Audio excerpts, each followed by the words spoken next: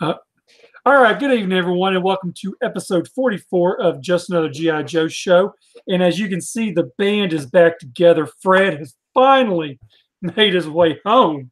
Rumors of my demise have been greatly exaggerated. I just need to feel the need to say that. So I don't know where anyone would have got such a thing. Mike's over there like, well, yeah, it didn't help that you were posting job listings for wanted new host.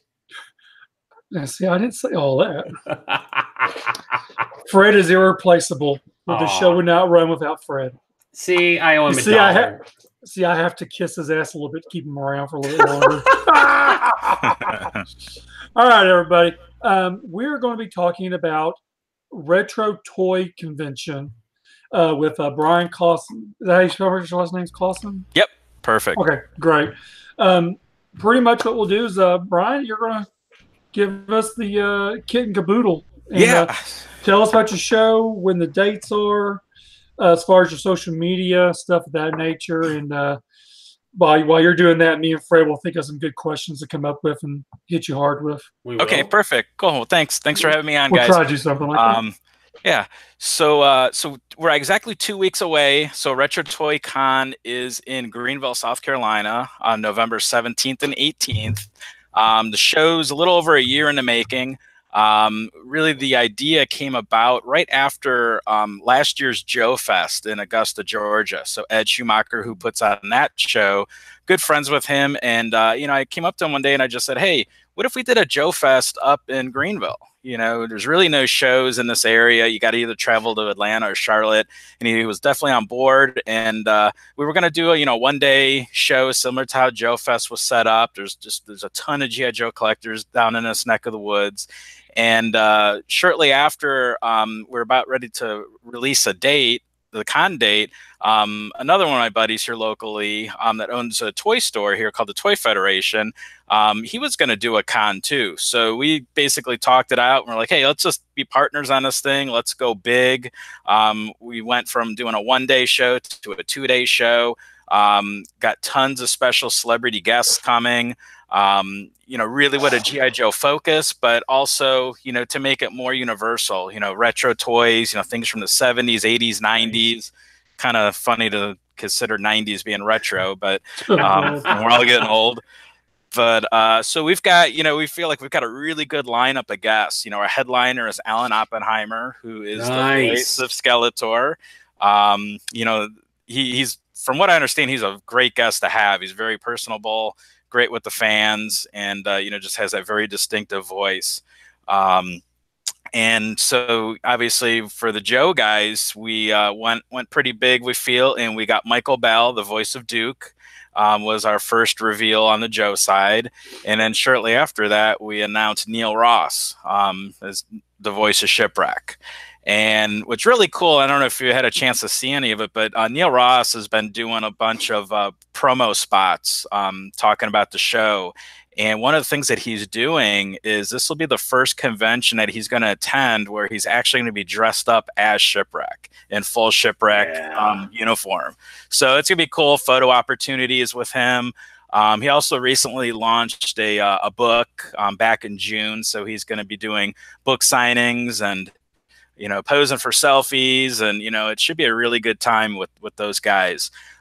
In addition to them, we also have, for the 90s kids, we have a Power Ranger, Michael Copeland, who was the Blue Ranger.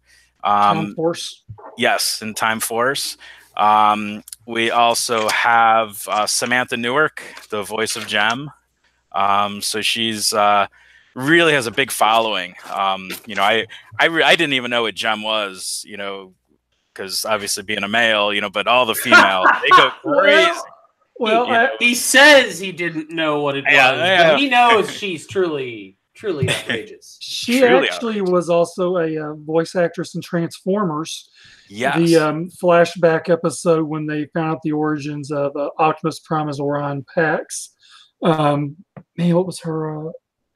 See, I had her at my show a couple years ago here in Arkansas. Damn, was it? I want to say it was Ariel. I don't know why I want to think Ariel, but then I say Ariel, I think of Little Mermaid. I don't know what I forget the name, but she also did that as well. That's right. You know what's crazy is all these voice actors, we think of them as their kind of their lead character, but they've done dozens of characters over the years. Michael Bell, if you're, I'm a little older than, I don't know how old you are. I'm going to date myself that I grew up watching the Super Friends in the 70s. He was the toy man on Super Friends. Wow. Like, that's crazy how far back he goes. Yeah. Yeah. He's done more recent work that those guys have done have been video games. Yeah. I think Metal Gear Solid and Fallout, some really huge franchises that these guys are voice actors in. So, we feel like, playing that angle up too, a lot of, video game collectors, would have a reason to even come to a toy show. Yeah. We'll have some vendors that have games, but man, just to have their, bring your copy of Metal Gear Solid and have it autographed by him. That'd be cool. A lot of the voice actors of late past years are doing currently video games. Like take Michael McConaughey, for example, who played Cross Country. He was also the voice of Kato from Mortal Kombat. Okay. What? Yeah. Who knew? The reason I knew is because, again, we had him our first year we brought guests, and me and him had talked at BotCon in Pasadena, and but he's a really cool guy. Once you start talking to him and give him a couple of beers, I mean, he was. That's a long story I have to tell you about it, Fred. But anyways, he came to the show, and when we look into his history of stuff he's done, you'd be surprised what a lot of these voice actors do, man. What a lot of the work they get. It's like David Kay with Transformers Beast Wars. He does a lot of commercials, just regular, like Super Bowl commercials, NFL commercials. Like the promo for like when they talk about teams fighting each other. He's the guy who talks about it. Seriously? Yeah, that's crazy. Yeah, he posts a lot of his videos of him actually doing the commercial and being coached or talked to by the representatives of the station or the commercial ad or whatever about what they want from him, and then he does it right then and there. It's amazing what some of these people do. I still want to see him break into Megatron halfway through, where it's like, tonight in the NFL, the Pittsburgh Steelers versus the Chicago Bears. Yes, just once. But to rounding out the guest list, we got Mr. Kim Simmons. So he is he goes by the name of the man who shot Luke Skywalker. So, which, when I heard about this, I was like, what does that mean? And what he did was he did the original photography for the original vintage Star Wars line. All the box shots, the figure shots. Remember the figures with the plain backgrounds, and then some of the, so he was the one that actually did all the photography. Legendary, man. Yeah. Legendary. And he's also did G.I. Joe photography, which I actually just learned this from, I didn't go to CoilCon, but he was at CoilCon, and I think he busted out some of his art or photography that he did. I think it was more of the 90s Joe stuff that he was involved with. But he's really known for the vintage Star Wars line. So he's got a lot of shots that were never used, but just kind of cool. That's just crazy. And to think about how, archaic photography was back then compared to now, with everything being digital, it was definitely more of an art back then. But of course, we've got, cosplay is a big element of cons. So we've invited the finest and the 501st. So they're going to be attending. So the local chapters of both of those groups, and should have a lot. We're going to do, cosplay, not really having contests. We're going to do more of, if you come in cosplay, you will be entered into a raffle to win show dollars. We're going to be giving away multiple, winners during both days of dollars that can be spent with other vendors, similar to how JoeCon used to do that when they give out their bucks to spend at the show. And I try to think then from the artist side or comic side, we've got Chad Bowers and Robert Atkins will be joining us. Of course, Robert Atkins, known for his work with G.I. Joe comics. Yeah, he's one of the best. Yeah, and Chad Bowers, he's here from South Carolina, and I think he's best known for X-Men '92. So he is behind that comic book. Oh, nice. And a bunch of other stuff, because these guys do so much stuff, but that's the one that I've heard about or known about. So yeah, we think it's just going to be a great time. A lot of vendor friends, from around the country. Of course, Roma Collectibles will be there, and a bunch of other, guys from, Ohio and South Carolina, North Carolina, Georgia. So, kind of the Southeast and Midwest. We got a pretty good draw of vendors coming. Oh, that's awesome. And we're doing it's going to be at the Embassy Suites in Greenville, South Carolina. It's a golf and convention center hotel. So we've got their full ballroom. It's one of the bigger spaces as far as hotels here in the area. So just trying to do it right, trying to put on, a professionally done show. The main thing is making sure everybody has a great time, and we didn't want to go too heavy with panels and all that kind of stuff. We just want this to be, for our first go around, we don't want to, overdo stuff. So, but we feel like we've got a good time planned for everyone.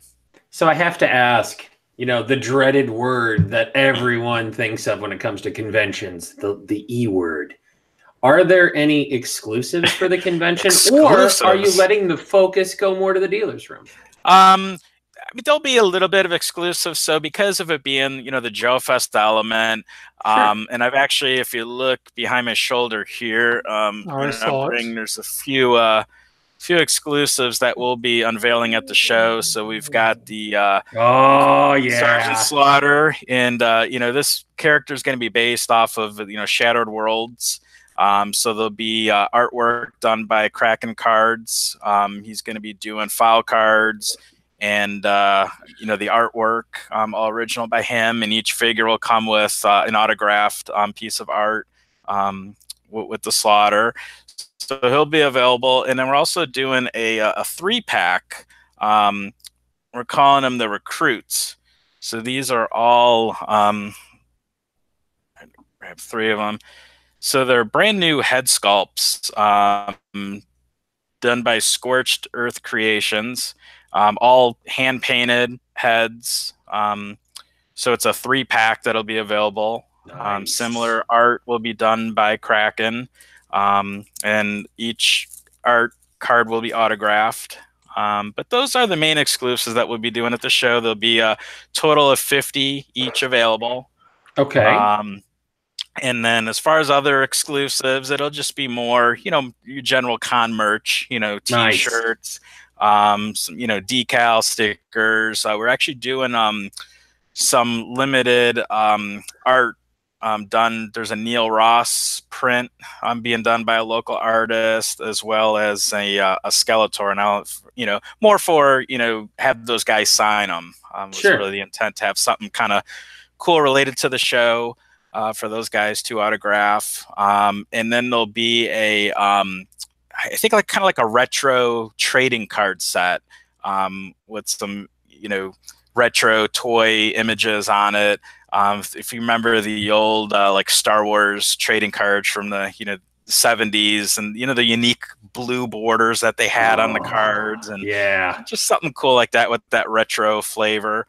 And then one of the planned activities we have, so one of the big shows in this region is Toylanta, formerly known as Joe Lana. I still call it Joe Lana, but we very good people that run that show. It's actually a nonprofit organization that puts that show on every year. And we have them, one of the things that they've kind of started at the cons was this lobby swap idea. So we're actually bringing the Toylanta lobby swap to the con Saturday night from 7 to 9. So just the opportunity, because they have such a large lobby at this hotel, to have everybody, whether you're coming to the con or just hanging around the area, bring a tub of toys. It's gonna be a good social environment. There's a bar right next to it. People be hanging out, getting some drinks, trading toys. What? People hang out at a convention in a bar? Well, you're saying crazy talk. Yeah. Question on that bar. Yeah. Since it's an Embassy Suites, don't they have like a happy hour? They do, yes. That's a good point. Might go straight to the drinks. Yeah, it might be open bar for the lobby swap. Who knows? This man needs an apple teenie, everyone. Get him an apple teenie. The reason I say that is because when we did JoeCon 2016 in Loveland, we were at the Embassy Suites and they had a bar. Mm-hmm. And it was if you stayed there, you got the free drinks for 2 hours. Yeah. Of course, granted, me and my roommate, we weren't staying there. We were staying down the road, but they weren't asking for room keys while we were there. Oh yeah, so I remember that. Anybody that wanted to get in was coming in and eating and drinking. That's right. I tell you what, I was like, this is so great. We got these little blocks of cheese and these crackers. And we wonder why profits were down last year. Well, we pretty much let anyone come in and get lit. That's hilarious. So after the lobby swap, to kind of keep the party going, we've got what's called Disco Eternia. So we're going to take the party outside into what they call the terrace. So it's kind of where they normally have that happy hour. It's an outdoor section. It'll be probably a little cool. This time of year, we're probably getting down to the 50s at night, but we'll have some heat lamps and we'll have a bar out there. And we'll huddle to stay warm. Yep. Some fire pits around. With all the liquor in them, they're going to stay warm enough to be all right. Yep. And we'll keep it going with some, retro 80s music going and, go however late, some of these people like to party all night into the wee hours, and then we'll start it over the next morning with the show again. I got a question. I'm looking at the convention schedule here on your Facebook page. I understand the VIP early access is an hour in before everyone else. Yep. The celebrity meet and greet, what all does that include? Are there any of those available? And if there are, how much are they? Yeah, so we do have a limited amount of VIP passes available for the show. So what the VIP pass gets you is 2 days admission, both Saturday and Sunday, and also the early bird admission, which gets you in an hour early for both days. Then throughout the 2 days, there'll be also availability of snacks and drinks for all VIP attendees. We'll have a special room set up for that. So refreshments, part of the VIP ticket. And then on Saturday at 5 o'clock, 5 to 6, we're going to have a celebrity meet and greet. So it'll be the chance just for the VIP members to have a opportunity to have all the celebrities in attendance. It'll be a, similar to how JoeCon used to do the, what do they call that? The golden ticket kind of meet and greet type of thing. Similar to that, where you'll be able to, it'll be a small group. It's very limited. There'll be, hors d'oeuvres and, drinks, and a cash bar available for this hour meet and greet. Also get a retro Toy-Con t-shirt as part of the package, a limited art print, and a special lanyard that calls out the VIP. Wow. All that and a sesame seed bun. Yes. And like I said, there's a limited amount of those. They're going quick. Ticket sales, since we're a couple weeks out, are starting to pick up. There is also what we're calling a VIP light package, which is, of course, the price on the VIP ticket is $75. For this other package called the VIP Lite, it gives you everything that the VIP package does except for the celebrity meet and greet. So you get, the 2 days admission, the early entry, the special lanyard, the t-shirt, and the art print, and those are $50. Wow.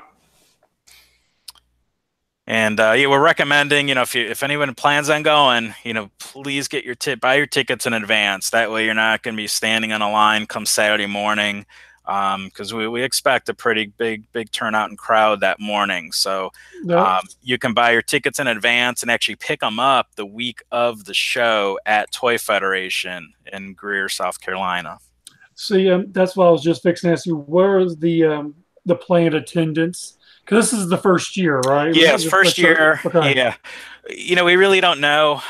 You know, one of my good friends here locally puts on a video game convention, and he drew 1,700 people. And just for video games? Just for retro games. And, you know, again, well, of course, gaming's big, but, you know, I think this was his third year of doing the con. You know, I think we're kind of feeling like we're going to be somewhere around that, you know, be honest with you, 1,500 to 3,000 is kind of the numbers, you know, based on the interest off of Facebook and some of the other avenues that people have committed to attending, and then based on current, you know, early ticket sales as well. So yeah, our goal is to make sure vendors are happy, that we bring a lot of people into the door. We're, you know, doing advertising. We've done, you know, multiple radio campaigns.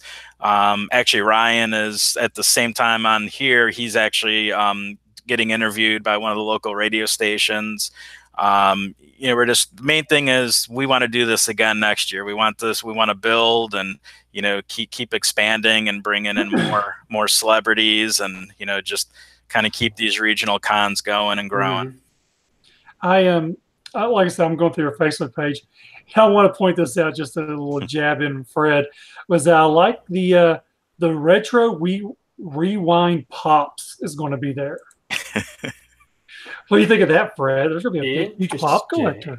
Yeah, you know, again, pops are, look, I get it. Funko Pops are huge these days, and they are brilliant in the fact that they have licensed, well, everything short of the Bible.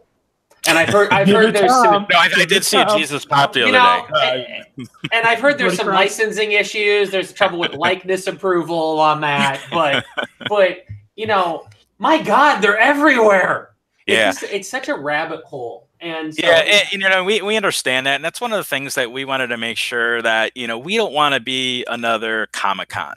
Yeah. You know, we want to be more, it's retro toy convention. Our focus is on toys. You know, there's always going to be, you know, we were very strict at screening vendors. You know, we had to go through an application process. We didn't want a whole room of half of them selling pops and the other half selling comic books. I tell you what, that's good.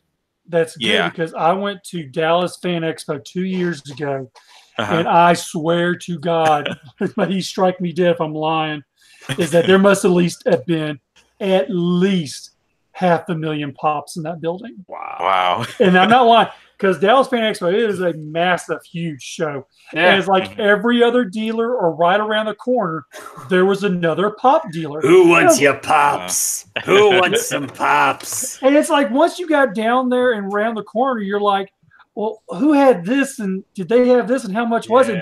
Shit, I can't remember. I was going to drop the $15 and be done with it. So now let me ask you. Okay, so, and I like the fact that, you know, you're recognizing that there are multiple fandoms and multiple interests out there, because I think there's a danger that people in the, you know, when you're organizing something, especially if you're passionate about, like Joe, for example, everybody loves G.I. Joe, so it's going to be. And you know, I love the fact that you're reaching out to all these other fandoms and that. What is the most surprising fandom or dealer, specialized dealer that applied? Like out of the blue, is there some guy that's like, you know, I'm the nation's largest dealer in Crystar, the Crystal Warrior? You know, it's really the one that kind of blew me away, and it really isn't even related to toys. So we got this dealer that sells seltzer beverages, and they sell them in these stainless steel mugs. And they do conventions all over the country, and they contacted us and wanted to be part of our show. And I'm thinking, well, that has nothing to do with toys. The hotel is very strict about, you know, you can't bring outside food, beverage, and, you know, vendors can't vend that. So actually, we're kind of in limbo as far as if they're going to attend or not. Yeah. But to me, that one blew me away. It was like everybody else is like, okay, yeah, I deal in Mask and He-Man and Transformers, and of course we know the Joe guys, and then Roma Collectibles, who does everything, and he brings the boss fight studio stuff. Oh yeah. So he's got a really big following. But as far as a couple local guys that of course they're almost like toy hunters. Every week they're turning over new collections and new treasures. So, we have a couple of those type of guys, and those are great to see stuff that might have just picked this up in someone's attic last week, and it's out being sold. I know, but there wasn't really the one specific toy line. It seemed like everybody kind of dabbles in a few different things. We were trying to get a hold of, there's a guy that sets up at Joe-Lana or Toy-Lana, that he specializes in $6 million man figures. Which is crazy because Alan Oppenheimer was Rudy Wells in the $6 Million Man. God, I'm showing. So we're trying. We haven't been able to contact him, but we're trying to hope that we could get him to come because that talk about someone that specializes in one unique. Well, it's crazy because you wouldn't think. Okay, we all we tend to think of the collectors being liking the things that we do. $6 Million Man fans, like those guys are deep. Yeah. Like, I remember the show as a kid and I was really little for it and I enjoyed it. But there are hardcore guys that will travel around because Lee Majors doesn't really do many cons, but Oppenheimer, he's like their guy. Yeah. That's kind of cool. I see. The more you're describing this, the more, first of all, I'm cursing you for not being in Central Illinois, because there's like nothing here. Because this sounds like an awesome event that, again, for the guy who's into Crystar or the Crystal Warrior, all 6 of you, you can come to Retro Toy Con and you have a chance of walking out of there maybe with OG Odie. Oh God, I can't believe I know that. Or one of the other characters. So that's kind of awesome. I'll tell you the one thing that, probably the most requests of any Toyland that we've had as far as people sending emails saying, hey, do you think there'll be this particular toy there? Or, you think it's going to be, G.I. Joe, Transformers, Star Wars, kind of those big ones. It's been Mask. We've gotten more people inquiring about Mask. Really? Mask not the Jim Carrey movie. There's one guy who's coming in for the old LJN line. He's like, well, I just need one more. I wanted to say real quick, you were talking about the go back to the soda thing of the tin and glass and all that. That actually, though, I think those same people, they actually do, again, Dallas Fan Expo, because this past year, when me and John met up over there, we had gotten a drink over there. Now, and it, when you talk about the Embassy Suites not allowing nobody, a lot of places do that. Now, where we were at for Dallas Fan Expo, because that convention center has a contract with Dr. Pepper, no outside drinks were allowed, but they allowed that company to come in. They were only allowed to have lemonade and tea products. Oh, wow. In their thing. So I don't know if that's one way around a non-compete. Yeah, so normally what they do, so when we talk to them, so they typically they do a profit share with the venue. So set it up in advance, and the whole thing is it's Silver City Mugs is the name of. They're out of New Jersey. Yeah, I think they came to like the one of the fairs in our area a while back. Yeah. And their big thing is that they donate a good portion of the proceeds to a local fire department. So it's a charitable thing. So we were definitely trying to get them. So we hope we can get that worked out because sounds like some good drinks too. So different flavors of different seltzer type sodas. So that'd be cool. That's awesome. So look, I have a question for you, and this actually goes for both of you guys. Is Mike has run a convention, and you're running a convention. Can you talk about what it's like to go from, you know, they always say the other side of the velvet ropes, and that sounds like a weird, like 70s adult film, but you know what I mean, is to go from being someone who attends conventions to someone who's running a convention. I mean, can you talk about like the shift in your mindset, now all the things that you're like, oh man, I never thought about this, and that kind of process. And that's literally been over the last year for me. You know, it's now I've been to a fair amount of cons, nothing like some other people, but you know, I've been to, you know, Toylanta the last several years. I've been to several Joe Cons, several local. You know, growing up, I was a baseball card collector, so it was always going to the baseball card shows. And you know, so I feel like my whole life I've been like you said, going to these shows. And then when you put the kind of go on the other side and then try to run the convention, I mean, there's literally, not, you know, Mike, you're very experienced in this, but the things that kind of come up that you just didn't realize, you know, and like now we're 2 weeks out and we're thinking, oh my God, we've totally forgot about this thing or that thing, and we're scrambling, and you know, but that's been the biggest surprise, is just, you know, all the little details, you know, because you know, the whole thing is you don't want to let anybody down, you don't want to disappoint anybody on anything, but you know, there's a sense of nervousness too, you know, because you feel like, you know, well, what happens if, you know, 10,000 people show up, or what happens if 10 people show up? You know, those are the one extreme to the other. But you know, I think it's once the day comes, and you know, we'll be ready, hopefully. That's awesome. And I'm backwards on this, was that I was a promoter before I ever went to a convention. Weird. I took over running a show with no knowledge of what to do except to rent a venue, put out some ads or flyers. I bought a mailing list is what I did. Wow. And I did that for the first 4 or 5 years maybe.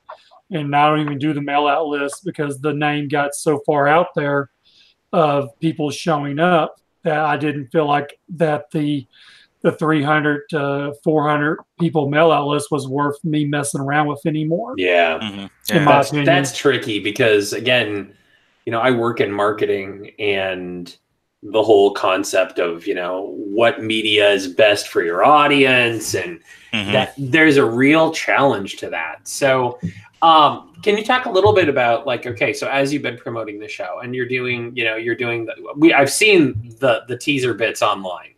You know, because again, we're all junkies to the evil Facebook. You know, Zuckerberg owns our souls currently. And I know you mentioned like local radio and things as well, which I think is great because you can get like the families. You know, that. What's been the reaction and the excitement to the show so far? Yeah, you know, I think that, you know, the easy part was getting the Joe guys, you know, because we have regular meetups here quarterly, you know, so it's like that was the easy part. Now it's like, how do you convince the family to come? You know, of course, for, you know, free admission for the kids. Nice. You know, that was the main thing to do that.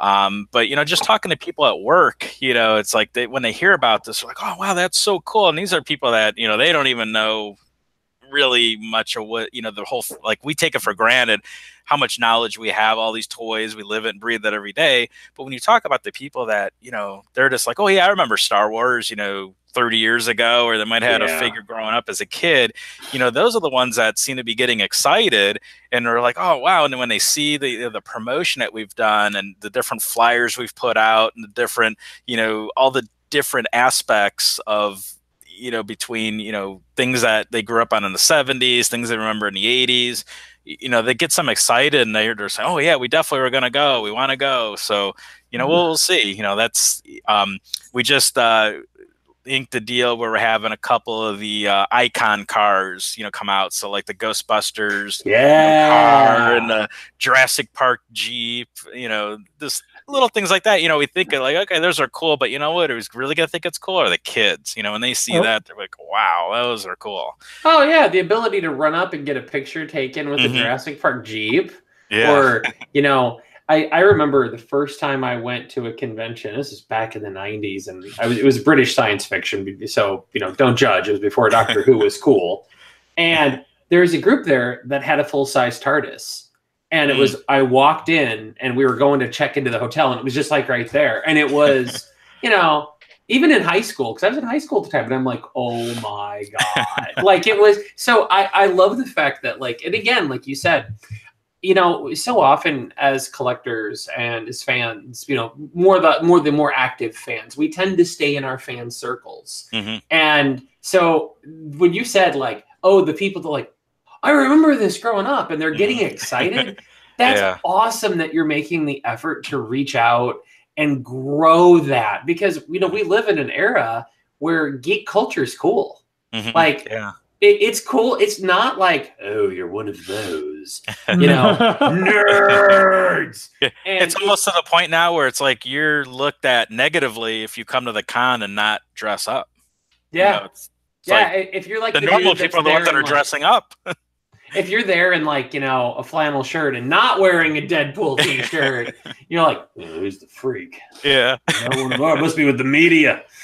So well, this is awesome. Well, you were just, go ahead, Mike. Well, I was wanting to, back on your figures, I'm reading here about the 3-pack and the price and the Worlds Without End Slaughter. Will any of these be made available after the show? Yeah, if there's any left over, we'll be making them available. You know, we'll probably do like a waiting list through one of the Facebook groups. But, you know, I guess fingers crossed that we hope we sell out. But at the same time, you know, we know there's some really good colors out there that aren't able to make it to the show. So I almost hope there's a few available left over for those guys too. You have to, I'm almost positive you're the one I got it from. You did the Duke as well, didn't you? Yes, yeah, the Night Force Duke at Joe Fest. Okay, that's what I thought. Okay, I remember getting one of those from you last time. When those, now, do you have any of those available to sell at the show, or were you completely sold out? Those are gone. Yeah, that was a limited run. And I think we did a waiting list. We didn't sell out at Joe Fest, but we sold out shortly after the show. Yeah, I remember you posting about that, and I remember jumping right on that as soon as you mentioned it. Looking at the slaughter, it looks really. I actually want the slaughter. Oh, see, he's got that gleam.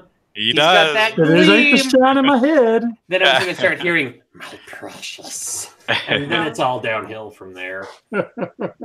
When Mike starts going into Gollum, you just let him have the exclusive. Well, but we're excited. You know, we think it's you know, going to be a good event, and you know, like I said, we're just going to grow on this one, and you know, the main thing is keeping those vendors happy, making sure they do well, and that way they you know, will come back for more. You know, that was one of the biggest reasons for going, you know, from a 1 day to a 2 day. It seems like, you know, vendors are more apt to travel further distances, you know, for a 2 day show. You got the overnight, you know, and especially at the venue, you know, we didn't pick like a local high school gymnasium to set up at the show. You know, we went with one of the nicest hotels in the area. So he's right. I've seen some people do some shows at some gymnasiums or the American Legion Hall. Yeah. Oh. He's right. There's nothing wrong with an American Legion Hall, but yeah, there's a certain expectation for a convention. There's a certain sense of spectacle. You want to walk into that big room, you know, it's as far as the eye can see. It's a nerd mall. It's a mall for people like us where, you know, you have to look at every table. And especially at a time when action figures are kind of drying up in stores and, you know, no more Toys R Us because, you know, I'm never letting that go. Oh, you can just go to Kroger's now and get your check. Do not get me started on that. Oh, trust me, we're going to talk about that a little bit later. But, I got you. It's really interesting how you mentioned the making your vendors happy. That's something that took me a couple of years to figure out. Was if you make the venue or the booth rent price right, then they're more likely to have good prices. Where if you're charging a ridiculous amount of money, then it's going to be hard for them to make their money back. That's the first thing a dealer worries about is getting their you know, they got to look at their travel expenses, hotel expenses, booth expenses, food expenses. Oh yeah. And then of course they're like, okay, as soon as this door opens up, I am $1,000 in the hole. I got to build my way out of that. Yeah. I've been there, done that. I've seen it many a times. Well, and it's tricky. And when you talked about going to the multi-day show, I mean, that's part of it. Is I had friends who just did a craft show in our area. It was multi-day, and they always said, the first half of Saturday was pay for the booth, and then after that, everything's gravy. Yeah. And that's just retail in general. So, plus a 2-day show. It's kind of, they're fun because Saturday is always like chaos, and Sunday's the more laid back kind of chill day where you can get around and shop yourself. Yeah, and make some deals on that second day. Yeah, like I said, the first day it's just chaos. You can't leave your booth, and you're just hopefully selling and just pack people. And then it's that next day that you can relax a little bit, especially down here in the Bible Belt. Sunday morning will probably be a little slow, but people will probably be hungover a little bit. So unless they're coming for those Bible pops we talked about, then you gotta queue up for those. I gotta have my buddy Christ. Where's he at? Oh my goodness, I have to find him. Is it like oh boy, I'm gonna go to hell for this. History of the world. Moses, these 10 commandments. So you got to get the 15 commandment variant pop. I gotta say, because it's so funny how you just brought Moses up. I was out earlier and my wife called me, and she was at the Kroger's pharmacy drive-through, and she's like, "You'll never guess what I just saw." I said, "What?" She says, "Moses." I said, "Do we know him?" She said, "No, Moses and the 10 Commandments. He's at the corner of the street holding his 10 Commandments." I'm like, "You've got to be freaking." She said he had the long hair. He was holding the commandments in his hand, walking down the street. Like, Jesus Christ, I've seen it all. It really was. Especially in a redneck city I live in. That's where it's pretty more funnier. Well, because you're in Arkansas, right? Oh, yeah, we're all rednecks down here. Well, but if I could turn the table a little bit and ask Mike a question. Lord. What advice would you give me as a first-time con organizer? What the fuck are you thinking? Really? Wow. No. I'm not going to lie. I mean, and I've said this to anybody and everybody over the years, is that you will not get rich overnight doing a convention. When I first did my first show, I might have made $200 in my pocket. And that was just doing $3 door admission, $25 tables. Now I charge $10 admission, and last year's booth price was $225. Now, I don't know if Fred's seen this now, but I have posted that this will be my last Little Rock Comic Con next year on June 29th, and I'm going back to a one-day show. Okay. And the reason is because, again, if anyone wants to do their own show, they're all for it. But when you start seeing that you're saturating the market and you're part of that problem, but you're in it just to get rich, or in my opinion, you're in to make money. And of course, people say that, "Oh, you're just being the old jerk." Well, no, I'm telling you, you're saturating the market, because now you got, I think someone said we definitely had more shows in Arkansas last year than calendar months. And you had an option every 3 weeks for a different convention in Arkansas. How does that happen in Arkansas and not in Illinois? Especially in Chicago. I mean, in that area. Yeah. I mean, just downstate Illinois. I don't want to drive 2.5 hours, but come on. You're right. I mean, it got to the point to where there's just too many people, and where last year and was my worst year ever. And it's because there's just too many shows in the small state, and I was the first one. I was the first one to go to 2 days. I was the first one to up his admission price. I was the first one to bring in celebrity guests.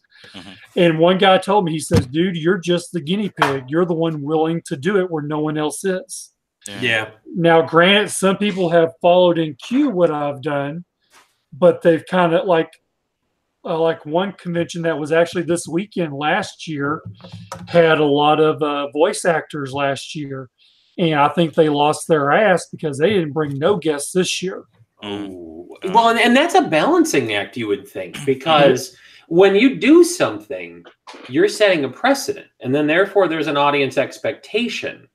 And because people will travel for cosplay, people will travel for certain dealers, people will travel for certain events or guests, and you suddenly take that away, and there's that now do I want to sit in the car and drive that distance, or can I just wait 2 more months when we have a convention closer and go to that one? Is what it amounts to, and you get to some of the conventions where some of them are a glorified flea market. Wow. Where people are bringing and making their own stuff. Yeah. Where you call yourself a comic con and you have 3 comic dealers and the rest. Oh, you mean like SDCC? Yeah. It's a crap. I mean, it's a crapshoot. Don't let it discourage you if you don't get the expectations you want. Now, granted, I'm not familiar with your area. I don't know what kind of conventions are within your state. Granted, like I said, when I started, it was me and one other guy. He did anime, and I did comic conventions. And he stayed. Honestly, I don't even know if he still does this show anymore. There are just some people who've done shows that have stopped doing them. And then there's some that, they have their hand out to anybody who will give them a handout. And I think I think that's the coward's way. I mean, you're going to get me on a rant now. Is that I'm just saying I've worked so hard in 10 years to build my show up from a basement of a bowling alley to a event center connected to a hotel to where you got someone who wants to do. Granted, I'm not trying to knock charitable donations for children, but when you incorporate it as a comic con and flip it as a comic con, but you don't bring comic guests, comic dealers, but you're saturating the market as a comic con. I was going to stop there because I appreciate the advice. But don't let it discourage you if you don't get it. I mean, I think from what I'm seeing, you got in some good, and voice actors, celebrity actors, TV actors, they all play a different part. It depends on who wants to see them. Michael Copeland, I actually was going to bring him this past year. The one thing I always tried to do was bring in guests that have never been to Arkansas. Me and him had worked out a deal. We had not signed a contract, but he ended up doing a show in Arkansas with under a year before mine. So I told him, I said, I'm sorry, I'm going to have to decline having you because why am I going to bring someone else back to Arkansas who's already been here? You don't want to bring someone who's already been here. You want to bring someone fresh, never been to Arkansas. That's the one thing you want to hear is from your guests. Oh, hey, I've never been to Arkansas. That's what you want. Yeah, so, in that sense, it's kind of a double-edged sword, because a lot of these voice actors, they all seem to live in California. So, or Vancouver now. And it's not cheap to fly them across first class to these cons, as you know. So luckily, knock on wood, out of all my years, I've had to fly one at first class, and that was David K. Okay. Because how tall he was. But and it's Megatron. Nobody puts Megatron in Coach. I know, right? But he was, and I ain't trying to toot my horn, but David K is a very good friend of mine. He knew me. He would walk up behind me at BotCon and grab me on the shoulders, and he would knew who I was from just seeing the back of my bald head. Hey, Mike, how's it going? Stuff like when he's one of the 2 best voice actors I've ever met that I actually had come to my show. Granted, he gave me a tremendous deal he did not have to do. Other voice actors, I've brought in Gary Chalk, which is very nice to have here. Voice actors are hit and miss. It depends on what they've done. Like Gary Chalk, I did not even know that he had played Santa Claus and the Abominable Snowman from Rudolph the Red-Nosed Reindeer.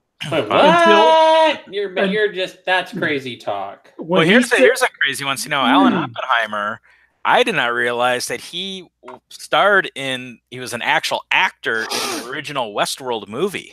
Yeah. Yes. He was the villain. Yeah. Just little tidbits like that. It's like, wow, it's just crazy. Yeah, I mean, you just never know what you're going to have to do. Mm-hmm.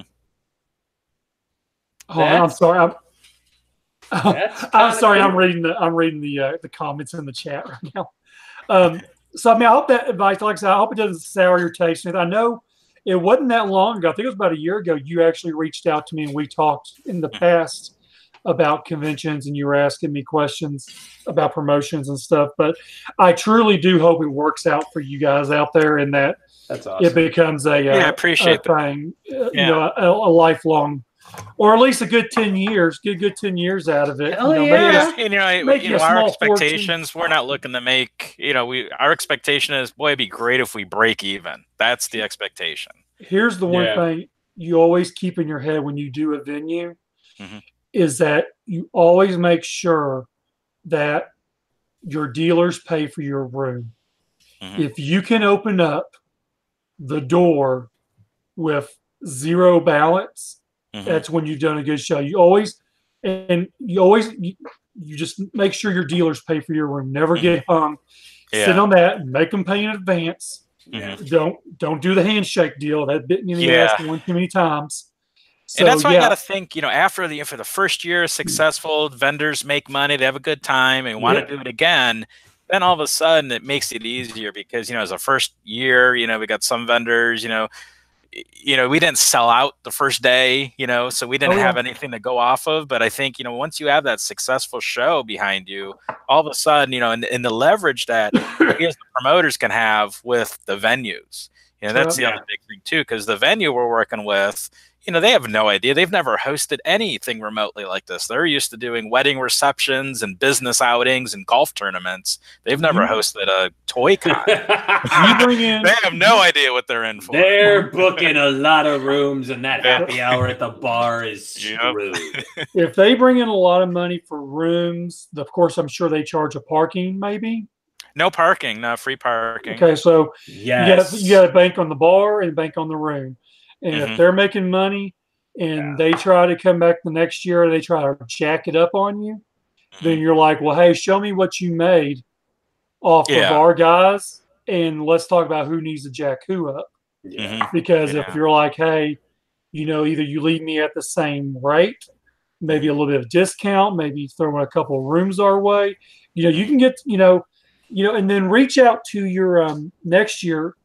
Like here in where I live at in Benton, Arkansas, I go to the Chamber of Commerce, their advertising committee department, and talk to them in your city where it's held at, and say, hey, look, I'm doing this convention. You have to do this months in advance, and say, hey, I want some of your advertising funds to advertise to bring people to our city, because guess what's going to happen? They're going to spend money on food, gas, and hotel. The three biggest things. As long as they know they're bringing in revenue to their city, they will give you money to advertise with. Granted, it has to go directly towards your advertising, but it should be called it should be in your chambers of commerce, and it should be listed as the advertising. I'll have to A&P department. Advertising, A&P department. See if they have an A&P department. Then talk to them. Grant, you have to do this for next year because you're 2 weeks out, of course. Yeah, they usually do these things. Like me for June of next year, I'm going to start in December. You guys at least start a good 6 months in advance to get funding for it. Then, of course, they will buy and pay for like your postcards, your advertising, paper material to put out, radio advertising. I used it for radio tech. So I mean, it's a grant. You can do a lot of things, but cool. Thanks for the advice. Yeah, I hope it helps out. So again, we're 2 weeks out on Retro Toy Convention. You have quite a few guests coming to it. You got some. After looking here at the pictures again, you got some pretty cool dealers that are going to be there. Heck yeah! The best thing I think is, and I'm jealous, is Neil Ross in costume. Yeah, that's gonna be. I think that's awesome that Neil is even doing that. And y'all should look for the video. I watched the video of him talking about it. It's really cool. So I mean, yeah, he's in the costume doing the video. Exactly. Yeah. And for him to take that initiative to put himself out there is a really cool thing. And so definitely that. You got some cool exclusives, which I really want one of them slaughters. So Mike wants his precious. So if one gets hidden behind a box somewhere and you're like, hey Mike, you let me know. I'll hit you up. All right, appreciate that. Yeah, no problem. We're going to switch here. If you got anything else you want to put out there for people, actually give us if there's a website besides Facebook, and then of course also tell people where they can buy the tickets at. Is it on Eventbrite? Is it on eBay? Yeah, it's on Eventbrite. The website is retro-toycon.com. So that'll have the links to show all the different guests. It has bios of all the guests, and then we've got links on the VIP package, and then Eventbrite for all the regular general admission tickets. We've got weekend passes, Saturday only, Sunday only. We are also selling the tickets for that Neil Ross experience as well. So keep in mind that he's only doing the cosplay dress up 1 hour each day. So it's going to be very limited. Again, suggest, get those tickets in advance if you're doing that. That way, because it's a potential those could sell out by only doing it 1 hour each day. But yeah, retro-toycon.com. We've got really good, Facebook event page as well. We keep it very active and fresh with a lot of different right now we're hitting up our vendors, doing vendor spotlights, letting everybody know who's coming as far as vendors and what type of products that they sell. And then we've also got there's videos from Alan Oppenheimer talking about Retro Toy Con. We got Neil Ross. Again, he's done a couple promotional spots. The latest one was just released yesterday, and he talks about his book, which I had no idea that he put out this book, more of a biography of his voice acting career, which actually, as soon as I heard that, I went to Amazon and bought a copy. And then, on Amazon, you get the preview, the first, several pages after you buy it. And I can't wait for the thing to come in the mail now. So it should be a good time. And I appreciate you guys having me on. Let me talk about it. Absolutely. Hey, as always, we would love it if you want to come back afterwards and do an after action with us. Definitely. Yeah, that'd be good. I think that'd be kind of cool to hear, okay, so here's how it went. And now, now let's talk and come back, and it's the whole it's the whole after action, the hype for next year. So yeah, I think it'd be definitely cool. Okay, appreciate that. We'll definitely make that a point to come back. And everyone, if you're in the area, definitely go check it out. And one more question. I don't know, we didn't even talk about price. What is the daily price to get in the door? It is. That's a good question. I should know this off the top of my head. Let me go back on here real quick. I pulled up your website, retro-toycon. Yeah, because we have so many different configurations. We did. We talked about the VIP package is $75. The VIP Lite is $50. A weekend pass is $20 for Saturday and Sunday. And then Saturday only is $15 and Sunday only is $10. Okay. Now we are running a promotion at the Toy Federation toy store, where you can, if you buy your weekend pass in advance for $20, you get a free T-shirt, Retro Toy Con T-shirt. And again, you get the benefits. You don't have to wait in line, and you get a free T-shirt. Also, I'm looking here at the 1 hour Shipwreck costume photo op. That is $40. Yep. You can pre-order those as well for Saturday and Sunday only. Yes. And I'm a little jealous of that one, to be honest. Yeah, that's going to be a hot ticket. That'll be fun.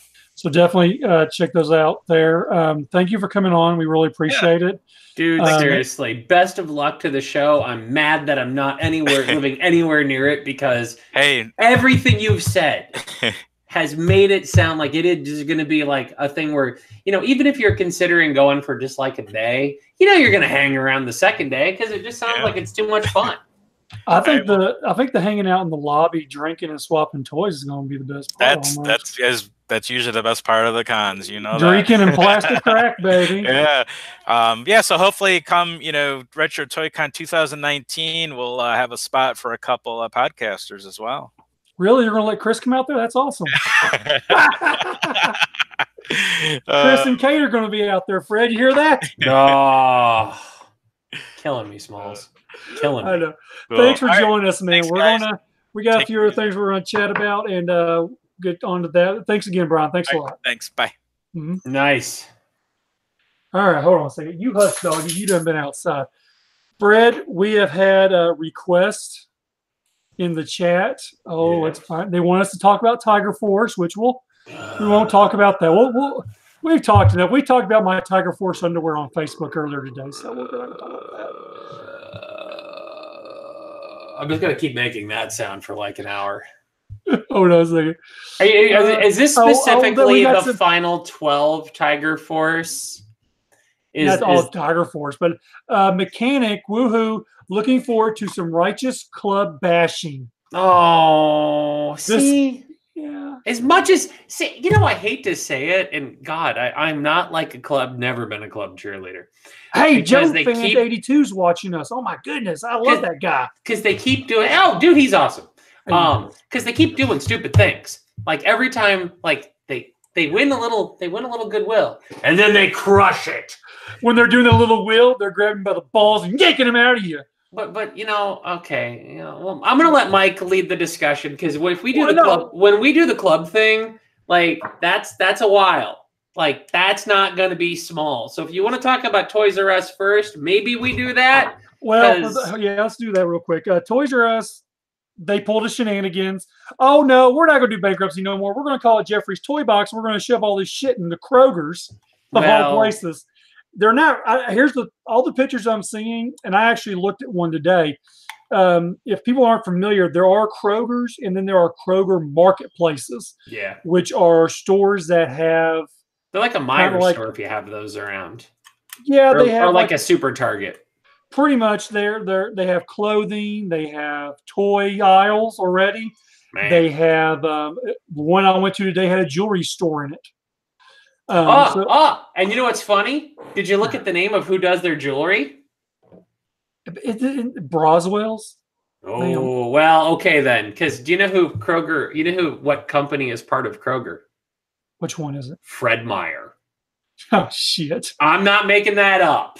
I have yet to go to one. I've always wanted to walk in and go, "This store's got my name written all over it." But yeah, I mean, we were going to talk too much about the. About that part, as far as that. I mean, Chris had posted some pictures over on the Full Force. Some other people have posted pictures. When I went to Kroger's today, and the one I went to, I looked. I didn't see nothing except for some Bumblebee movie stuff, but I don't know if that's even really part of it. I know from what I've been seeing, they're kind of like shippers that have been put out there for Jeffrey's Toy Box. Granted, I haven't seen it in Arkansas. These had been spotted in... Well, not Arkansas. I don't know if they were in Illinois, were they? No, I haven't seen anything yet here. Granted, I shop at a chain called Schnucks, so we have a Kroger in town. But, it makes me sad because, again, people fail to realize when the store goes into liquidation, that company no longer exists. Like, a liquidator owns all the store side of it. And it's the investors that have taken over the management. And so... Toys R Us was going to go away, and it was this whole thing. And then it's like some bankers somewhere went, "Why, Bob, I believe these trademark names are worth something. Why, yes, Reginald, I think we should make some money on this." And so they hatched this plan of not doing Toys R Us because, that would be too recognizable. But let's just dig. It's like somebody bought the Jeffrey costume. When they're liquidating it corporate, they're like, "We're going to do Jeffrey's Toy Box." And what they're doing reminds me of, I used to be a Kmart shopper when those were still a thing. And, at the holidays, they bulk up and they put those big cardboard display things in the middle of the aisle with off-brand baby dolls and knockoff building blocks and giant plastic cars. Yeah. that's the corpse of Toys R Us right now. Like, that's it. Unless you're in Canada. If you're one of the lucky guys up north of the border, they have freaking Toys R Us stores. Still have them. But, and you know what makes me mad about this, and this is where you're going to get Fred's rant, is that dude, I'm blanking on his name. He was the former CEO of MCA Toys. Like, the dude that did the Little Brats. The dude was trying to buy Toys R Us. And he wanted to buy, they wouldn't do it. Yeah, he wanted to buy US and Canada. And they're like, and you know, again, Reginald, I just don't feel that's enough millions for me. So then he's like, okay, I'll come back and I'll just buy the US. I won't buy Canada. I'll just buy the US. And they're like, no. So, but then they turn around and sold the Canada ones. I don't know. It's the market. The market today is not what it was, and I'm sad for that because it really truly means that a store like Toys R Us is most likely dead. You know, I'm sorry, kids. I'm being a bit of a naysayer, but it's not there. There's just not the interest in it right now. I mean, you go to stores like Target, and they're cutting down the inventory that's in their stores if you have one of the Targets that's remodeling, because they're doing this whole retail experience. Because people shop online so much now, you've got this big store, you got to fill it with something. So they're removing shelves and making all this hippy-dippy crap. God, I'm an angry old man tonight.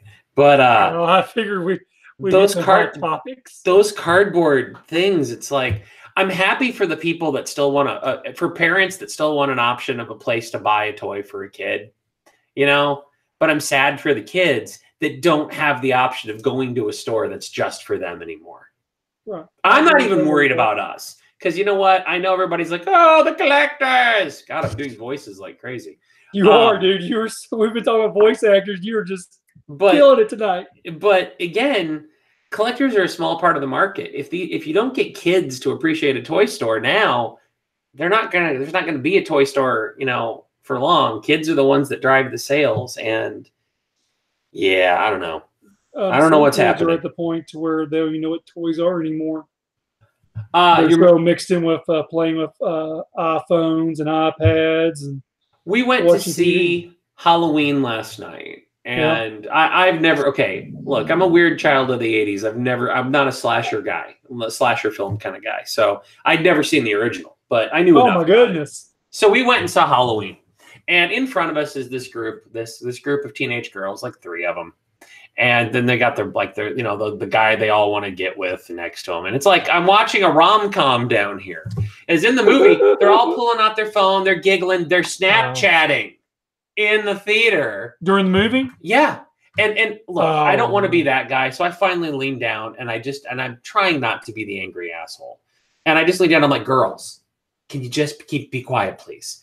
And they stopped, they toned it down, and then they really got into the movie and started getting scared, which was hilarious. But afterwards, one of the girls actually says, she turned to me, she's like, I'm so sorry we were making noise. And I said, look, you know, you're young, you just got excited, it's all good. Just remember next time. But like to my point is, it's like there's a generation of people out there that can't live without their damn phones constantly. Yeah. And that makes me sad. So we're going to switch gears from that a little there to what people really want us to talk about, which is the G.I. Joe Collectors Club has been listing their archive sales. And with it, I think each toy comes with a bottle of lube. They're ass raping us. No, you get that 1920 embossed Hassenfeld Brothers seal on every toy. It's a collector's item unto itself. Look, I stamped it like a notary. Yeah, I have stamped your toy. Also, for people who did not watch me on Facebook Live earlier this week, I was actually banned from the G.I. Joe Collectors Club forum page for posting a couple of, I wouldn't say like crazy anything, but you know, I don't know. They questioned our overlords, Mike. Yes, and I even kept a picture of the original message because I was thinking to myself, I really was thinking this is probably the straw that broke the camel's back.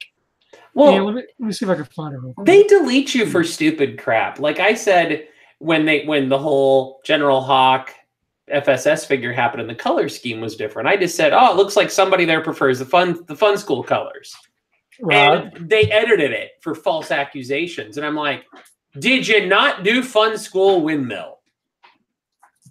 All I'm saying is, oh, maybe somebody has a preference for fun school. I'm not accusing anyone of anything, but they're so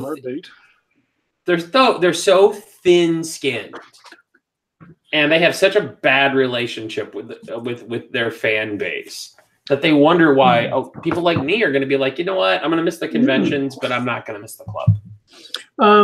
What was brought up, the question in general was that someone was asking about purchasing the final 12, which granted goes up sometime this month, and also they have yet to even give us a price point of what it's going to cost. They know what it's going to cost. Oh, they know. They're just full of it. But one guy mentioned that, and he's like, man, how am I going to afford all this?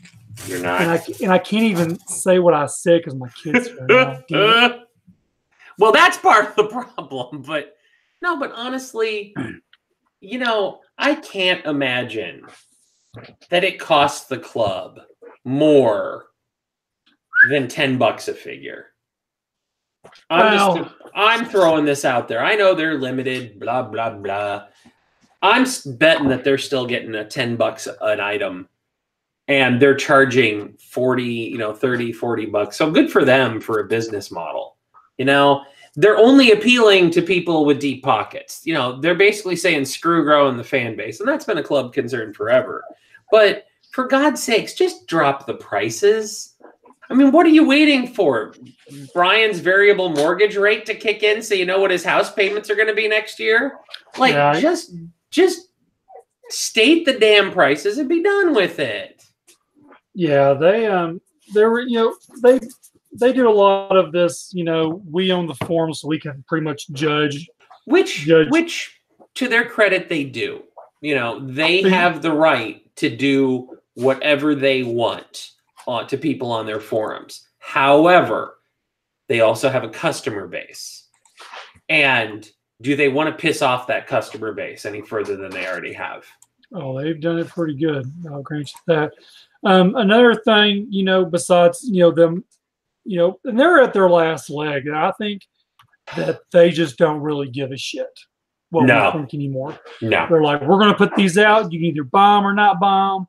It doesn't matter. We're going to get paid regardless. So I think they see it. Let me see.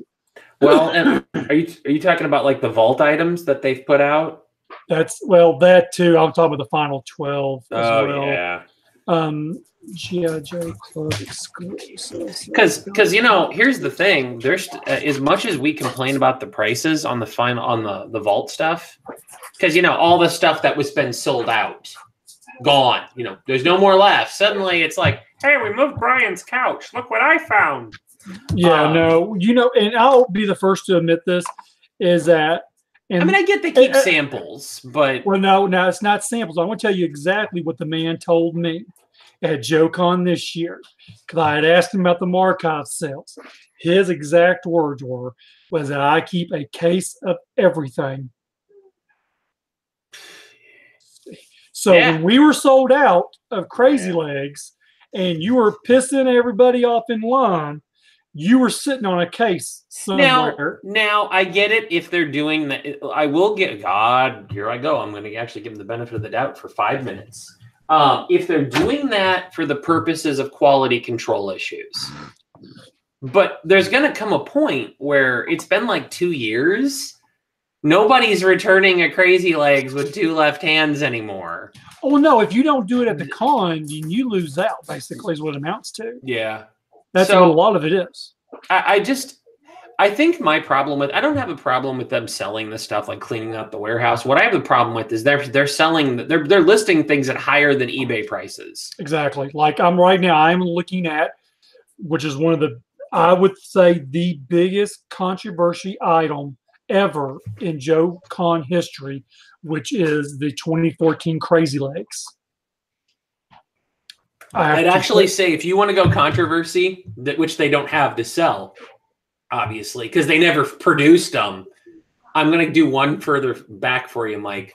Mm-hmm. You know, in oh God, I don't remember my years anymore, but it was the Tanks for the Memory convention set. Uh-huh. You know, we go there. We're going to get 2 Maulers. The whole set's built around tanks. Oh yeah, we don't have any tanks. Sorry. Yeah. But I'm not gonna lose any sleep when the club dies. I'm perfectly honest. I'm that guy. Like they've done some good, but they've done so much wrong. Greed. They've done so much greed. All they've done is they've created an elitist mentality within the fandom. Looking at the Crazy Legs, and this was actually my first year to go to JoeCon, which is 2014. I went as a golden ticket. And I was also a dealer helper. Now, look at you, Mr. You were like Mr. Club back in the day. I think I was almost Mr. Club all the way till the end, just about. But I kept my mouth shut for quite a while on a lot of issues. And that's something else I'll mention here in a minute. But anyways, it was after they threw the Crazy Legs over the thing. I got 1, I think, or 2 from the drop. Okay, now I was golden ticket, and they were going to start selling the Crazy Legs when the dealer room opened up, or I can't remember how it worked. I think it was that afternoon on a Friday. Mm-hmm. And I was, let's see, me and Jim were in the dealer room, and we told Becky that, hey, when the dealer room opens, we're not going to have time to get in line. We're going to be doing the we got to be at our booth, blah, blah, blah. Yeah. Can we go ahead and get the Crazy Legs now before the hiatus, before everyone gets here? And she's like, sure, no problem. So she, and I bullshit you not, she grabbed my badge, she grabbed Jim's badge, and she says, okay, your golden ticket, that's 3, and you're also a dealer, that's 1. So you can buy 4 right now. Yeah. So we bought 4. So to my understanding is that the Crazy Legs didn't even make it past golden ticket. Yeah, they didn't. No, because I didn't go to that con. I heard about that. So when you're saying that you were, after this year, after 14, is when they limited the parachute figure to 1 because of this. Plus Savage, I think they threw over, a couple hundred figures easily over the railings for the giveaway. There was, so many set aside for quality control issues. And then you also had Brian's hoarder box, so there's that, another thing. Let's see, 2013 Night Boomer, $244. 2014 3-pack Zombies, which I would love to have another pack of those, but not $190. No. And the sad thing is you could pick those up after the con for next. Like I was fortunate enough that John hooked me up with one. But a set for the con. I paid him for it in advance, but no, and I got an extra one on eBay because I got lucky. But it was just like, I don't know. Like at this point, honestly, it's as much as I want to rant, it's not going to do any good because they don't, like you said, they don't care. And why do they? They don't have to care. Nope. They are going to stop being able to take new orders on 12/31. Period. The club is done. At that point, they go into liquidation for so many months. And then Brian can, as they said at the JoeCon, he can go off and fly airplanes into the sunset. Yippee-ki-yay. Like, good for you. Yeah, Hang on, I'll be right back. Go ahead. You go ahead and rant for a second. I'll be right back. Okay. The one thing I can't really stand that the club has done is for people who are on the figure subscription service payment plan, which that helped me out tremendously doing that instead of having to drop, $300 to $400 at one time for figures you're not going to see for quite a few months. to where you were able to pay one payment, and then you were able to get 1, 2, 3, 4 figures before your next payment. Now the club forced us, basically, if you wanted your figures, subscription service figures, you had to pay the whole entire payment plan in advance. Now before you even see one figure, which we're told that will be probably the 1st of December-ish, maybe. So that's something that really irritates me. We'll ask what Fred thinks about that. I bet he want a bathroom break, which I need to do next. November is not a great time to have a big expense. Exactly right, Joe Fan. What it is, they're going to put up the final 12. They're going to put up the Zartan. They're going to put up the 3-pack. Ballpark, you're looking anywhere from, I think, $600 to $700. To be honest with you, for everything, I think it's outrageous.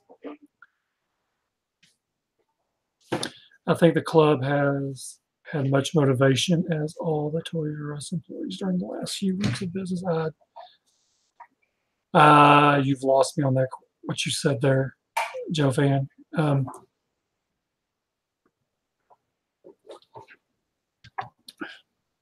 Let's see. Let me look through some of these questions again. Mechanic, you're right. I was told my ban, the date it'll be lifted. It said never. So that's fine. I don't care. I can still get on there, see pictures. I can read the forums if I wanted to, but I could really care less. I think a lot of the forums are basically people who are really maybe probably the ass kissers, to be honest with you. People who will say the club has done no wrong, or maybe they're the ones that will sit there and voice their good intentions on there, then go on hiss tank and bitch about it like the rest of us do. That's what a lot of us do, I think.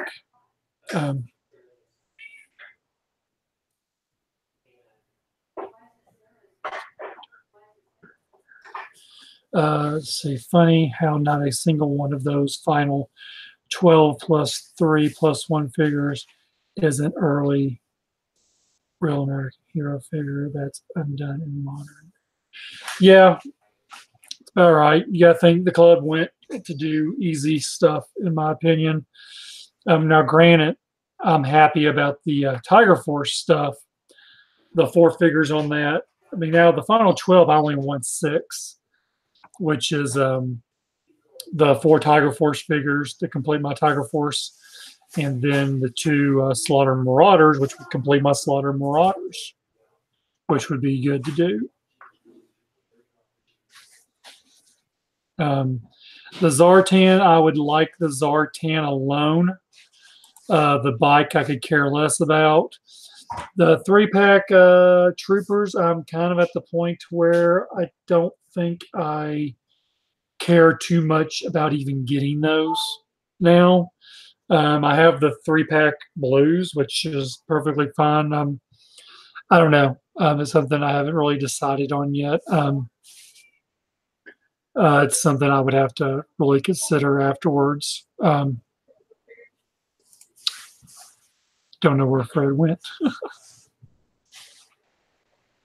Given how much people ask for figures like Lightfoot, even on their forum for the past years, we really don't listen to the fan base. Even no, the only person they really listen to would be the Fun School, the Fun School in-house guy, which would be in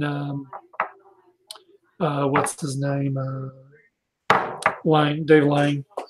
He, you know, a lot of these figures they said that were highly wanted or anticipated figures that the fandom base wanted wasn't, in my opinion, even true. Some of these people, I can't see them being top to ask for figures.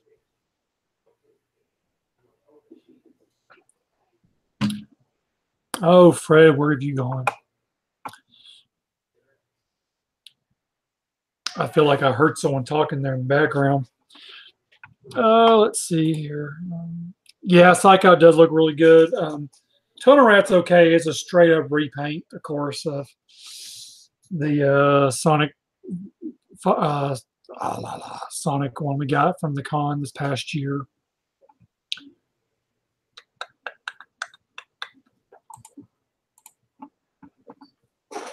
Let me take a 2-minute break.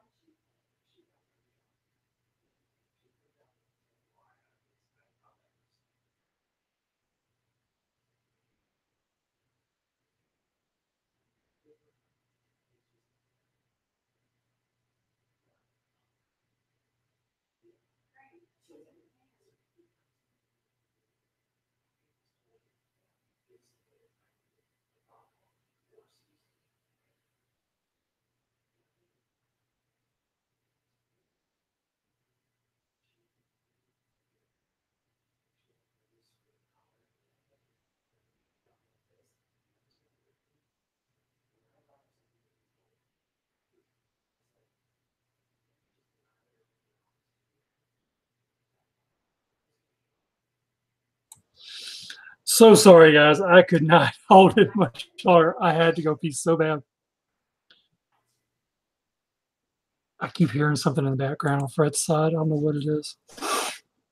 While we're waiting, do you think Hasbro will allow new club to form, or do a Hasbro lab thing? Anything to continue modern figure? Sorry, modern era. I doubt there would be another club labs modern project.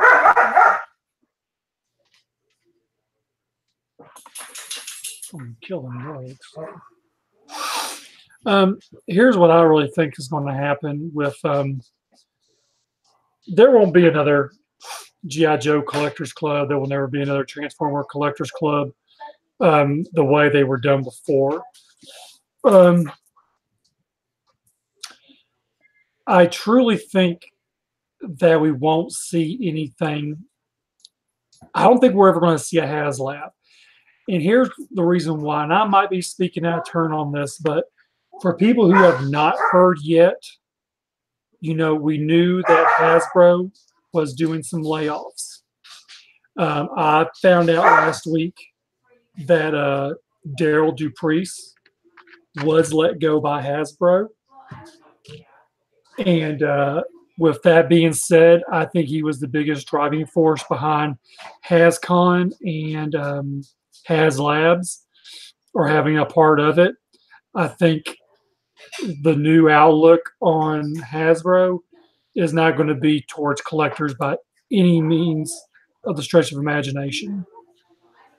So I don't think we'll ever even worry about that. So I would honestly say that, I don't think, and then, when we go to talking about, what is it? Talking about, what was it, HasLabs? What was the other thing? Hold on a second. I hear talking in the background.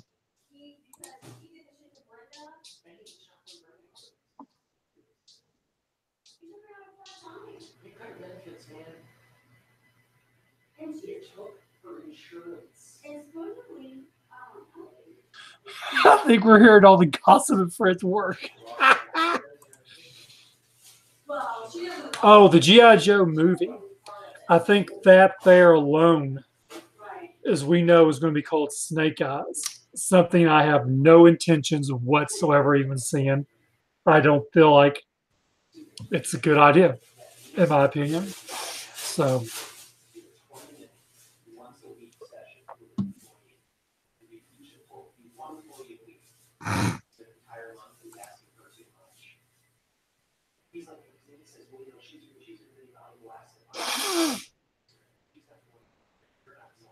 You're right, Joe Fan 82. They are a lot of people being let go.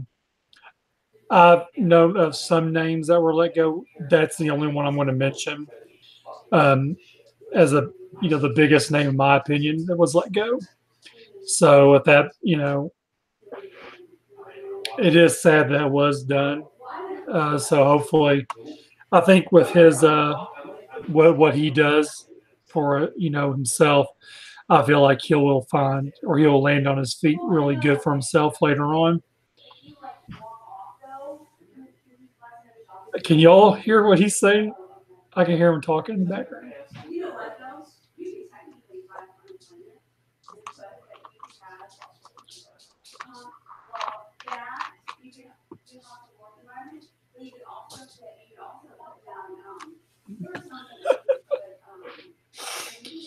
Let's see here. So yeah, as far as like the next Joe movie, I don't feel like it's going to be for me per se. I think as the toy line, I think we're just going to get a bunch of ninjas.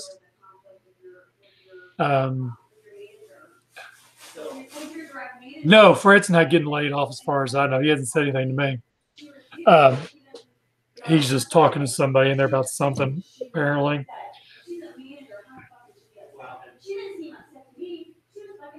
I want to tell that arguing about Tiger Force.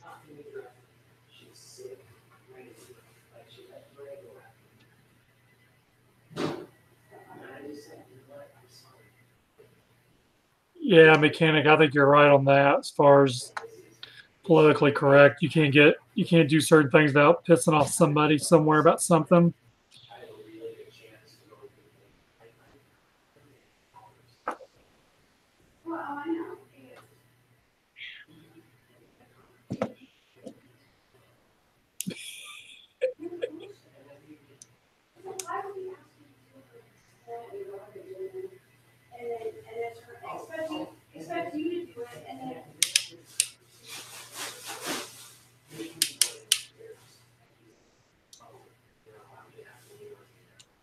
He's going to come back over. Okay, go ahead. Fill us in on the whole story. What was going on?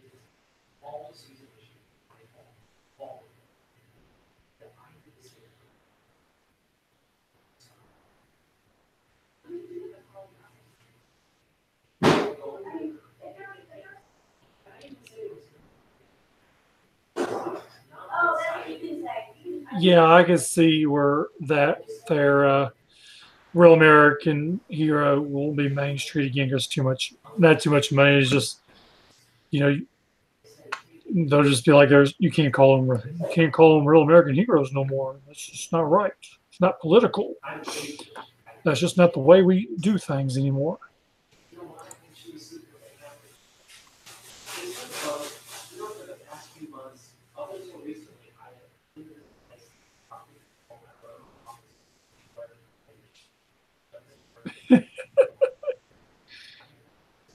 He probably has no idea how loud they're talking to where it's chiming in with him there. Oh, let's see. These vintage Joes, it's diverse enough. They could do a story that would appeal globally in mission locations across the globe. Their team members spam many. Yeah, it's true.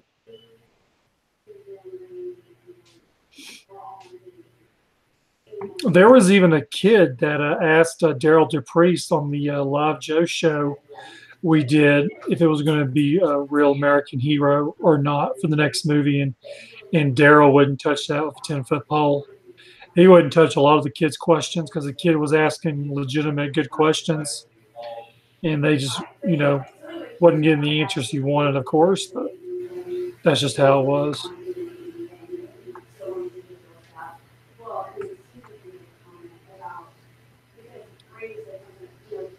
So anyone here in the chat, did y'all buy any of the club archive items? Are you going to?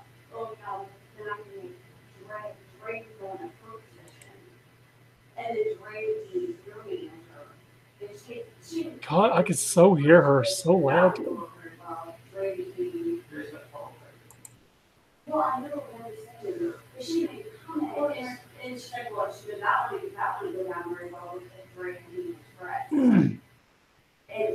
There was just, she didn't really say anything bad. She just pretty much made the comment, well, that wouldn't go down very well.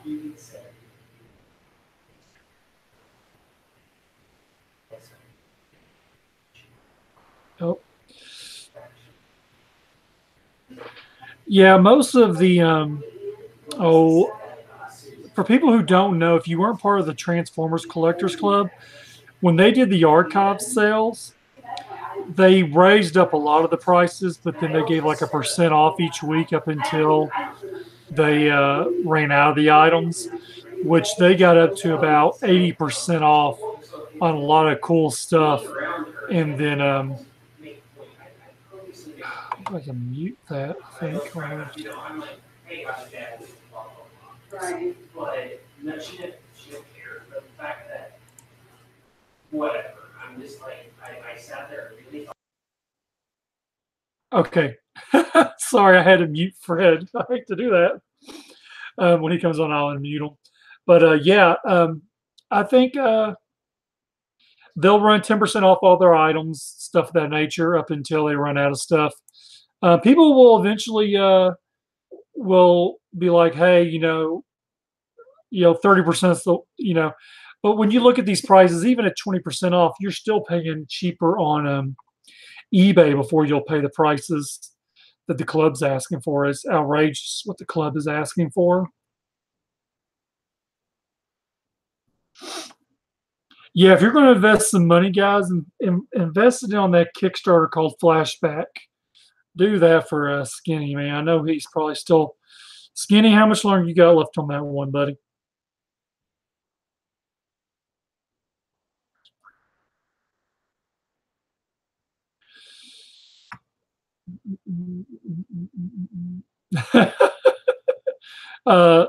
Skinny says they got 12 days left.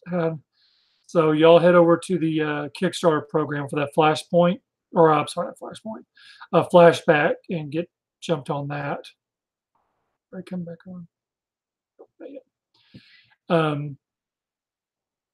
Who all is getting all 12? Is everyone wanting to get all 12 of the figures, or they just wanting to pick and choose, this one and that one? I know, like I said, I'm only doing 6 of them. There you go, McKenna. Go check it out.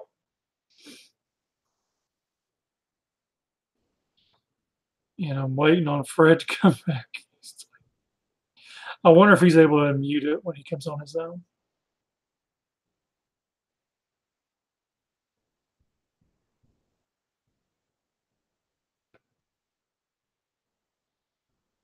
All right. Unfortunately, Fred just sent me a text message telling me that he will not be able to make it back.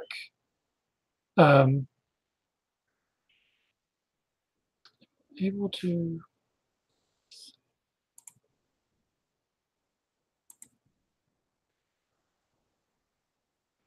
No, I'm not going to. I could have checked him, but Josh did that one time to Dakota and he had a hard time getting him back on there. Let's see. The 2016 Joe-Con exclusive Sky Striker is for sale. The club for 70. How does that compare to eBay? 2016 Joe-Con exclusive Sky Striker.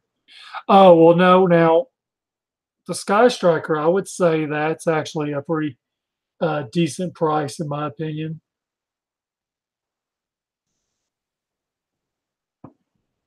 The prices on, let's see, I can look that up real quick.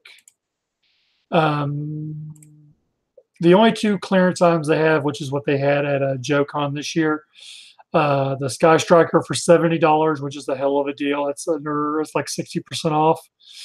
And then the Battle Force 2000 Vector Jet, that is a $60. That's a really good deal, to be honest with you. So, I mean, that's something you want to get to your collection. I would definitely get that. And of course, granted, I paid $132 and $160 on mine as well. But let's see if we can hear what Fred's saying again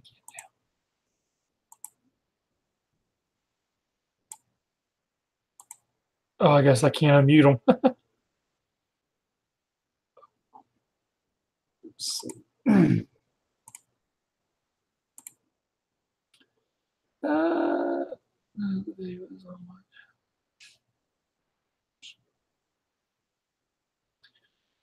So,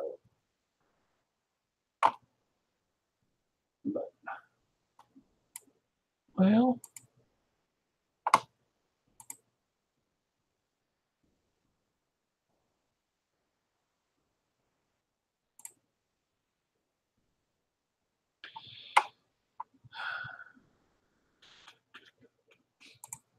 guess we'll probably sign out here in just a few minutes. See if Fred gets it come back on. Give him another chance.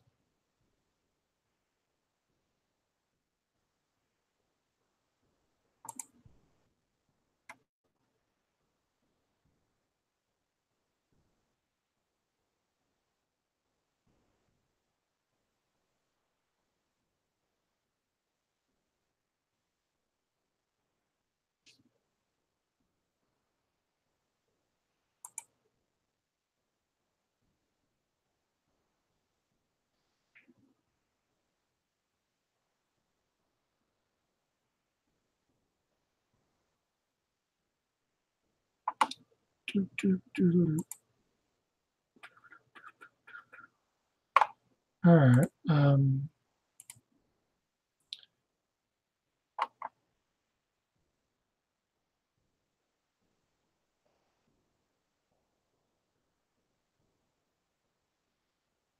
You mean who would I have made the final 12 altogether, or who am I getting from the final 12?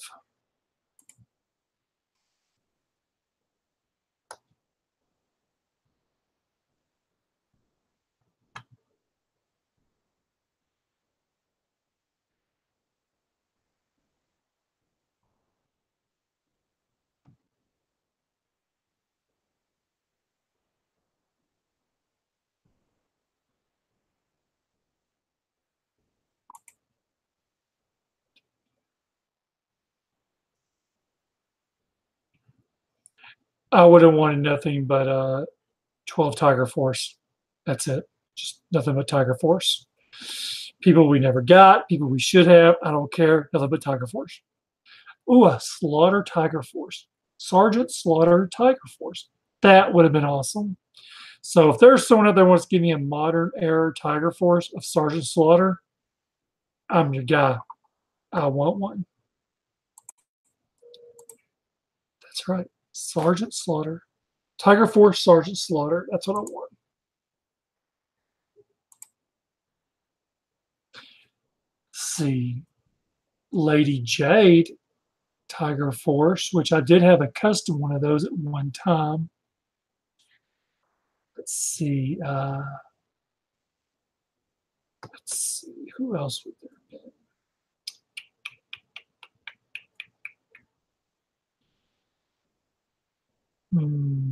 Snake Eyes. Was it Snake Eyes? I don't think Snake Eyes was ever done as a Tiger Force. Who else would I want for Tiger? My Tiger Force 12. I like the sound of that.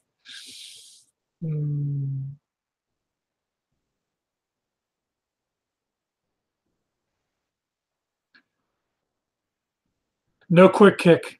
No quick kick.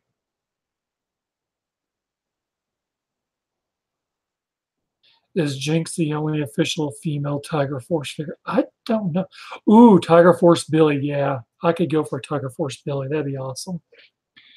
Where's Fred at when we're having this talk about Tiger Force? He would have loved this. Damn it, Fred.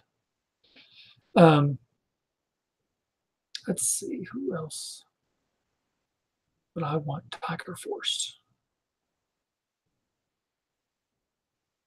Thanos. Give me Thanos' Tiger Force. A snap of his finger, he would take out all of Cobra. I want a Thanos Tiger Force. Ha! Tiger Force Destro. We already got that Pip Daddy Tiger Force Destro. That's who our Tiger Force Destro is. Yeah, give me Thanos. Man, who else could there be in Tiger Force?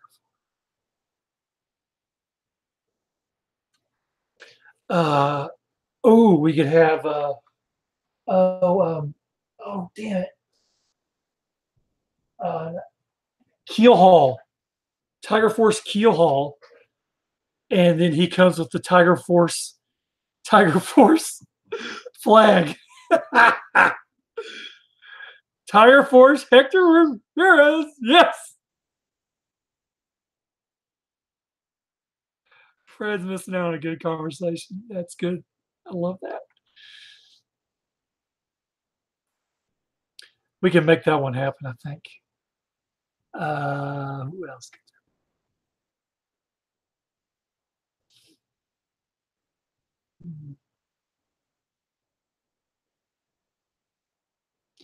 Man, that Billy one does sound very interesting. That'd be a good one. Tiger Force Python. And now you're just being silly. Tiger Force Tigra from Thundercats. Hey, I actually have a Tiger Force.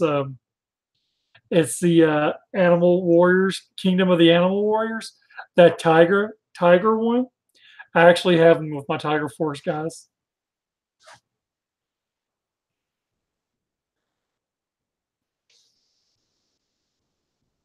Cheetah is T-Cats. Tiger Force Batman. And then you can also have Kitty Tiger Robin.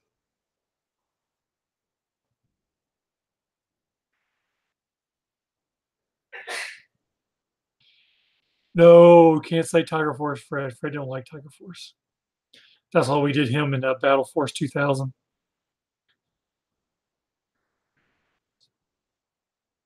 He did have a zebra outfit. That's right.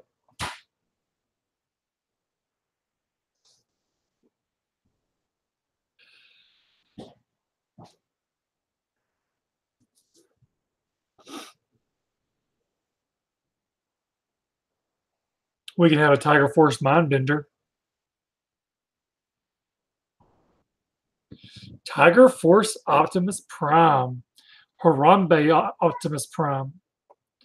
Get those gorilla. I don't know if people remember the G1 Transformers they took of Optimus Prime, and they like camouflaged them, and they had like this monkey on them. Let me get mine down here. I got hold on.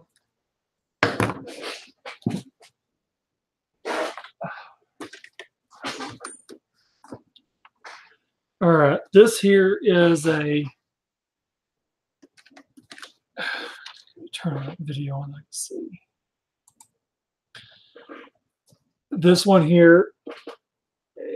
Get the glare off of it. Yeah, Optimus Prime, as you can see right here on the cab, it has this monkey on it, and it's funny. So this could easily have been a Tiger Force version. It really would have been hilarious. But this one here is the gray one. And the reason I went with the gray one is that I thought it kind of reminded me of Optimus Prime when he died in the '86 movie, which I thought was, kind of a homage to that. But surprisingly, these figures here, which are basically like camouflaged or whatever the case may be, there were I think just three. There was a gray one, a green one, and a red one. And I only have the gray one. I think I want to say I paid like $100 and something for them. They go for like $200 to $300 now. It's insane on what they're going for now. It's really crazy. So a Tiger Force Optimus Prime would be awesome. I would love that. So, but with that being said, Fred's been off air for a little bit, and I don't know what's going on with his work. So I'm going to go ahead and sign us out. I'd like to thank everyone who's been watching the whole entire show. The 14 people watching now who are enjoying this little tidbit of fun we're having. We would have ranted a little bit more about the club, but I don't want the show to become about just bashing the club because we could talk about better things. Let me get my calendar out. We are looking at, let's see, 2 more shows before the end of the year. We're going to have one on the 17th and then one December the 1st, which will mark our 2-year anniversary show episode. And then we'll end up taking the rest of December off like we usually do, just because of the holidays and spending time with family and stuff of that nature. So thank you for everyone who has tuned in today. We talked about the Retro Toy Convention, which is 2 weeks from now. So hopefully they have a good turnout if you're in that area. Definitely go check them out. If you're into Transformers or action figure talk, Cybercast will be next Saturday night, 6 p.m. Central Standard Time on the G1 Hextron channel. You guys can find Fred anywhere underneath Joe Battle Lines. And I'm Mike. You can find me everywhere on social media as Just Nerd G.I. Joe Show. And just keep an eye out for what we talk about online. And again, thank you for everyone who's been watching. We really appreciate it. And we will talk to y'all later. Have a good night.